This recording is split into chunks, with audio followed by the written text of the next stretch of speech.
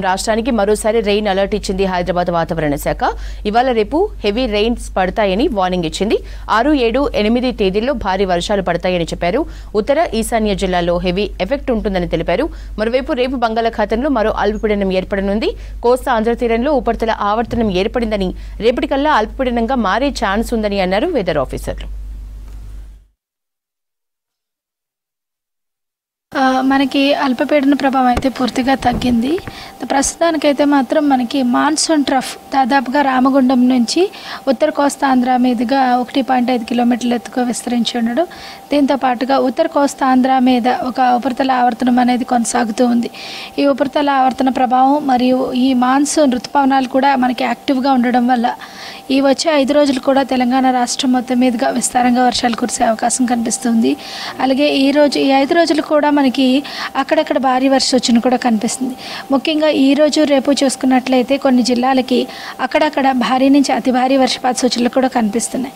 ముఖ్యంగా జయశంకర్, భూపాలపల్లి, మంచిర్యాల, కొమరంభీం, ఆసిఫాబాద్, ములుగు, భద్రాద్రి కొత్తగూడెంకి మనకి భారీ నుంచి అతి భారీ వర్షపాతం నమోదవుతుంది.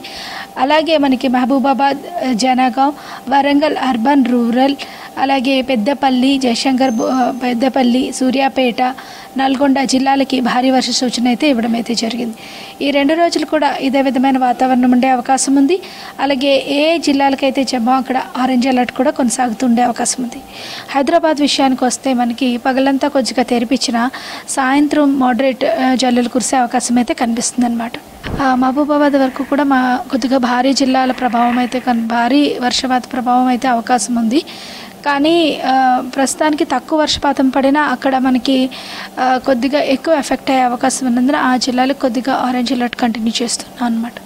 మనకి సాయంత్రం రాత్రి వచ్చేసరికి ఆసిఫాబాద్, మంచిర్యాల, జయశంకర్, భూపాలపల్లి, ములుగు, ఈ భద్రాద్రి కొత్తగూడెం వరకు కొద్దిగా భారీ నుంచి అతి భారీ వర్షపాత సూచనలు ఉన్నాయి.